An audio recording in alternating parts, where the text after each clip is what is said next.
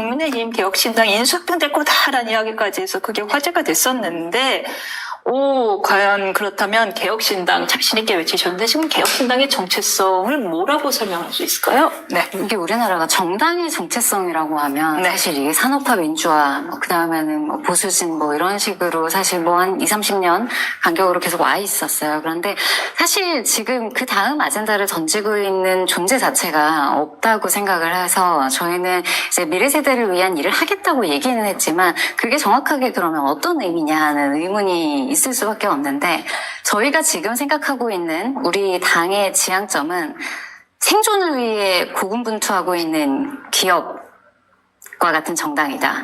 이렇게 말씀을 드려야 될 것 같은데. 생존을 위해. 네, 지금 사실은 이제 대한민국이 생존도 문제고 발전도 문제고 확장성도 문제거든요. 네. 그런 면에서 우리나라의 다음 세대 그리고 다음 세대의 먹거리, 다음 세대의 세계에서 우리나라의 역할과 위치 이것에 대해서 고민을 하고 뭔가 불편한, 뭔가 국민들에게 요구를 해야 하는 이야기들을 던지고 있는 유일한 정당이 아니냐. 저희는 그렇게 생각하고 있습니다. 제가 보는 이제 개혁신당, 이제 이종현 님이 말씀 정리 잘 해주셨는데, 보통 우리 옛날에는 그 지역, 이념, 계층, 세대, 요렇게 보통 나눴어요. 여기 이제 최근에 이제 젠더까지 들어와서 갈등의 축이에요. 이게 5대 축인데, 젠더는 일단 좀 빼놓더라도 보통 이제 전통적으로 4가지를 갖고 얘기했어요. 그러니까 대한민국은 대표적으로 지역과 이념이 굉장히 강했죠. 영문함이라는 지역주의, 또 춘천까지. 그 다음에 이념은 아주 이거는 노골적으로 빨갱이다, 극우다, 이렇게까지 돼 있는 거죠. 개혁신당이 등장하면서 처음으로 이제 그 세대에 기반한, 그러니까, 좌우가 아니고, 위아래가 아니고, 앞뒤가 전선인 거예요. 그러니까 이념적으로 좌우라는 게 있고 또 지역적으로도 좌우라는 게 있고 그렇죠. 계층적으로 이제 위아래가 있죠. 근데 그거보다 개혁신당의 정체성은 미래 세대기 좀 말씀하신 것 때문에 선후. 앞뒤죠. 앞뒤. 오케이, 그 얘기 무슨 얘기냐면 세대 기반이라고 하는 거는 사실은 20, 30대의 개혁신당의 지지율이 제법 높고요. 그건 이준석 대표에 대한 것도 마찬가지입니다. 그 다음에 정치 싸움에서 이기는 4가지 전선이 있어요. 정치 싸움의 4가지 전선. 기득권 대 혁신. 오케이. 과거 대 미래. 낡음 대 새로움. 분열 대 통합. 그럼 앞에 4개는 지는 싸움이고 뒤에 4개 서 있으면 이기는 것인데 제가 봤을 때 지금 국민의힘은 기득권이고 과거고 낡음이고 분열. 저는 민주당도 다르지 않다고 봐요. 그런 면에서 개혁신당은 혁신이고 미래고 그 다음에 새로움이고 통합이고, 통합이라고 얘기하는 거는 국민의힘에서 오신 분도 있고 민주당에서 오신 분도 있는데 융합해서 그냥 가고 있잖아요. 어쨌든 조홍천 이현우 의원 같은 건 거기서 오신 거고. 이제 그렇기 때문에 현재까지는 저는 이 전선에서 매우 유리한. 왜냐하면 제가 정치 싸움에서는 이 4가지 아까 말한 대로 혁신과 미래와 새로움과 그 다음에 통합 이게 이기는 거다. 근데 전형적으로 국민의힘은 앞에 4가지죠. 지금 기득권이고 과거고 낡음이고 분열이고. 새로운 지도부 구성됐잖아요. 물론 시작부터 그거는 이제 좀 이거 봐야 될 포인트예요. 네네. 바로 그렇기 때문에 한동훈 체제 등장이 저는 의미가 있다는 거예요. 당원들이 기대한 것도 요거겠죠. 바로 그렇죠. 그러니까 이거를 완전히 올드라이트라든가 유라이트가 아닌 레스트라이트가 운동권, 그러니까 올드라이트는 이승만 박정희를 얘기하니 그건 친일이나 독재의 그 비판을 받는 거고 뉴라이트는 옳은 얘기를 해도 너희들 근데 변절자들이잖아. 이런 김경일 이런 사람들도 배신하고 근데 그거보다 자유로운 세대 X세대부터는 그냥 자유로운 거예요. 그런 공격을 안 당하지 그냥. 그렇기 때문에 그 다음 세대가 그나마 민주당, 국민의힘이 73년생 한동훈을 뽑았다고 하는 거는 의미가 있어요. 다만 저 혁명이 얼마나 가능할 건가. 이준석은 너무 파격이었고, 저 보수정당에서 사실 참 어려웠을 거예요. 30대 중반에 아이고, 당대표 모시는 게 쉬운 일이 아니고, 또 이준석 대표가 또 이렇게 유들유들하게 천하람이나 김대섭처럼 이렇게 하는 스타일도 아니고 그러니까 어려웠을 거라고. 한동훈만 해도 그보다는 조금 더 연배가 있으니까 꼭 기대가 있겠죠. 지금 말씀하신 대로 혁신, 미래, 새로움 여러 가지에 대한 좋은 위치를 지금 선점 중이신데 그에 비해서 조금 죄송한 말씀드리자면 개혁신당의 존재감이 아직은 미미하다라는 이야기가 들립니다. 현실적으로 아직 교섭단체를 구성하지 못한 탓일까요? 목소리가 잘 들리지 어떤 혁신, 어떤 미래, 어떤 새로움을 이야기하고 있는 건지 제가 미처 잘 못 듣고 안 듣고 못 들린다고 해야 되나? 이런 이야기가 있어서요. 사실 이건 교섭단체를 안 구성한 게 문제냐, 교섭단체가 아닌 경우에 목소리를 못 내는 구조의 문제냐를 먼저 좀 물어봐야 될 것 같은데 저도 들어오기 전까지는 그렇게 실감하지는 못하고 있었는데 들어온 이후로 이 모든 뭐 원 구성에 대한 것이나 예산에 대한 거나 인력에 대한 거나 뭐 이 모든 게 너무나 교섭단체, 심지어 이번에 방통법에도 보면 교섭단체 추천 이렇게 들어가 있거든요. 그래서 이것도 여쭤봐야겠다. 왜 이렇게 교섭단체 위주로 돼 있는지 한번 그 역사에 대하여 우리 교사. 네네. 한번 말씀을 저도 잘 모르겠습니다. 그래서 교섭단체 요건 완화는 오래전부터 얘기가 나왔어요. 그리고 역사적으로 뭐 흑역사는 20명으로 되고 나서는 연합으로도 하고 막 그랬는데 별로 그건 안 좋죠. 하여튼 그래서 말씀 계속 하시죠. 그런데 사실 이 교섭단체를 그럼 구성하는 것이 목표가 돼야 되느냐 아니면 본인 당의 독자적인 목소리를 내는 게 우선이 돼야 되느냐를 두 개를 놓고 본다면 사실 교섭단체를 구성하는 게 더 중요한 당이 있을 수는 있다고 생각해요. 그런데 개혁신당 입장에서는 지금은 그것보다는 우리 당의 정체성을 가지고 가는 게 훨씬 중요한 시기라고 생각을 하고 또 아까 말씀하셨듯이 이 혁신, 미래, 새로운 통합 이 말씀 너무 좋았는데 이 말씀 들으면서 제가 생각했던 게 다른 당은 이 상향식으로 시선이 가 있습니다. 이 모든 사람이 이 뭔가 이게 선임자들 아니면 이제 뭐 중진 의원들 지도부를 이렇게 바라보는 식으로 가요. 그런데 개혁신당은 이 오히려 중진이나 이 선임자들이 그 다음 세대를 바라보는 그래서 오히려 이 시선이 아래쪽으로 내려와 있어요. 후로 가 있는 거죠. 지금. 그러다 보니까 이런 방향성 자체를 계속 가지고 가고 그런 상황에서 저희 세 명이 오히려 독자적인 이야기를 낼 수 있는 이런 환경 자체가 그 교섭단체를 구성함으로써 그 목소리가 축소되는 것에 비해서 지금은 개혁신당으로서 훨씬 유리한 전략이다 이렇게 생각을 하고 있기 때문에 거기에 대해서 뭐 사실 불평하고 싶다거나 그렇지는 않습니다만 앞으로 국회의 다양성이나 아니면 소수 의견 우리 듣는다고만 하지만 뭐 당 외에서든 심지어 당 내에서도 소수의 목소리가 과연 그 정도로 반영이 되고 그것이 맞는 이야기일 때도 심지어 제대로 받아들여지는가에 대해서는 국회 차원에서 좀 더 고민을 해야 될 부분이라고 생각합니다.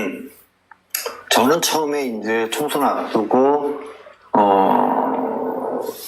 비례정당으로 가는 게 아니라면 빅텐트는 불가피한 게 아니냐.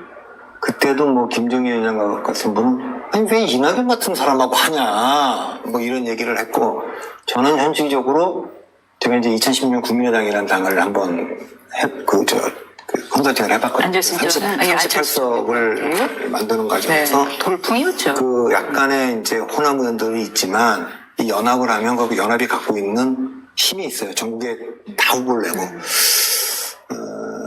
뭐 그렇게 되는 거기 때문에 그 길은 이제 안 가본 건데 결국 결별하게 되고 아주 작은 정당이고 그래서 이 정당이 될까 말까 뭐 걱정도 많았고 뭐 여론조사 나오는 거 보면 지역구에서 아무도 안 될 것 같은 느낌이고 뭐 쟁쟁했던 그 의원들도 한 자릿수 지지율이고 그런데 결과적으로는 물론 안 된 분들도 많습니다만 어쨌든 이준석 대표가 지역구를 돌파했고 천하람도 들어왔고 그 무엇보다 이제 일본으로 이주영 의원이 가셨는데 그 평이 아주 다들 좋아요. 정말 제가 2016년에도 안철수 국민의당 때도 그때 제가 타협할 수 없는 얘기는 비례대표는 1번, 2번 과학자 아니면 난 동의하지 않는다. 그래서 그때 오세정, 그러니까 그 신용현 오세정 1, 2번으로 배치를 하기 시작했어요. 그러니까 안철수가 뭐 과학과 미래를 얘기하는데 1번, 2번은 상징적인 인물을 데려다 그때 알파고 이세돌 막 하고 막 그럴 때요. 그러니까 그렇게 한 거거든요. 근데 지금 이제 결과적으로는 세석의 미니 정당이지만 지금 원외 의원들이 쟁쟁한 분들이 많아요. 사실 능히 다른 데서나 이런 데서는 국회의원 정도가 아니라 광역단체장 아니라 대선에 나가도 될 만한 분들이 쫙 포진한 당이에요. 예컨대 지금. 뭐 저는 사실 뭐 다들 호불호가 있겠지만 저는 뭐 금태섭 의원이나 뭐 양양자 의원이나 이런 분들 딱 당당하게 자기들이 일본 기독교를 나간 분들이고 조홍천 그때 이런 한번 뭐 이런 양현재 의원 한번 모셔도 정말 내공이 이런 분들 뭐 조홍천 뭐 그런 분들 다 잘 그 한 분들이고 이제 그런데 그래서 제가 받는 느낌은 비록 세석이지만 2004년도에 그 선거제도가 바뀌어갖고 민노당이 열석을 했어요. 노회찬이 들어왔는데 마지막으로 그 노회찬 10명 그때 민주노동이 10명 될 때에 받았던 어떤 그 충격파보다 저는 사실은 훨씬 더 기대가 큽니다. 훨씬 더 기대가 크다라는 지금 개혁신당 왜냐하면 그때 그 베이스는 과거 민주주의 반민주의 구도의 뭐 노동 이런 이슈지만 대한민국의 미래로 가는데 아까 말했지만 새로운 사고가 필요하거든요. 그전 사고는 똑같은 세계관 안에서 새로운 인물들이 들어온 거지만 지금은 세계관 자체 패러다임 자체를 바꿔야 되는데 이거는 미래 세대 안에 감지돼 있지 우리 세대에는 없어요 그게. 그러니까 새로운 젊은 70년대가 아니라 80년대, 90년대로 넘어가줘야 그들이 올라와야만 새로운 얘기를 하는 거지 우리가 배워서 한다? 안 되죠 그게. 바로 그래서 이제 80년대생으로 구성이 된 개혁신당이 출범을 했습니다. 그 당시 이준석 전 대표 그리고 딱 비례의원으로 굉장히 상징적으로 당시 소아과 문제가 상당히 시끄러웠는데 소아과 전문의를 비례대표 1번으로 모시게 돼서 이주영 의원님이 이 자리에 오시게 된 건데 하지만 이게 명과 암이 있다고 이준석 당 대표 이 개인 당이다. 지분이 너무 크다. 그림자가 짙다라는 의견이 계속 있는데 이 정책위 의장으로서 고민이 많으시겠어요. 이 그림자를 어떻게 지우느냐. 사실 그림자를 지우는 고민은 하고 있지는 않습니다. 이준석 대표의 역량이 있고 그리고 이준석 대표로부터 시작된 당이 맞고 거기에 동의하는 사람들이 모였고 그런데 그것에 동의하는 사람들이 국민의힘에서도 오고 민주당에서도 오고 여러 진영에서 동의할 만한 가치를 충분히 설득력 있게 이야기할 수 있는 인물이었기 때문에 개혁신당이 출범할 수 있었고 그래서 그것에 대해서는 그림자를 지우는 게 지금은 저의 목표는 아니고요. 아마 당의 목표도 그게 아닐 겁니다.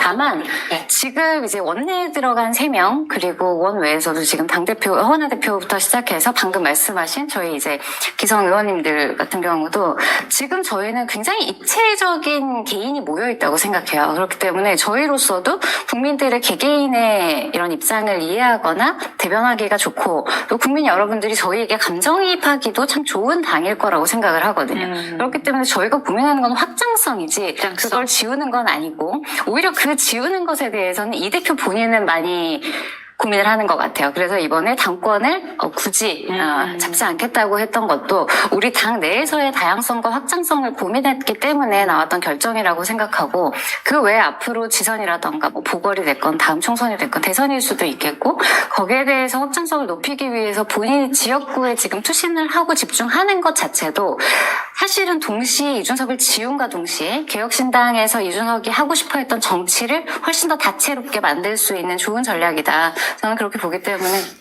아니 내가 얘기 꼭 하고 싶은데 톨스토이가 안나 그 카레나라는 소설을 썼어요. 근데 그 시작을 이렇게 한다고 알려져 있단 말이야.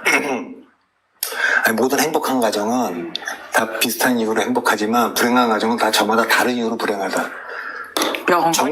정치와 기업은 정반대입니다. 그러니까 모든 정치와 기업은 다 저마다 다른 이유로 성공했는데 성공 모델이 다 다양한데 망한 기업과 망한 정치는 다 비슷한 이유로 망했어요.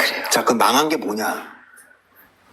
강한 거로 승부하지 않고 약한 거로 승부하려고 그러는 거예요. 무슨 얘기냐면 지금 개혁신당에 대한 얘기를 개혁신당이 너무 이준석 당 아니냐 이준석 이미지 아니냐 그걸로 승부해야 되는 거예요.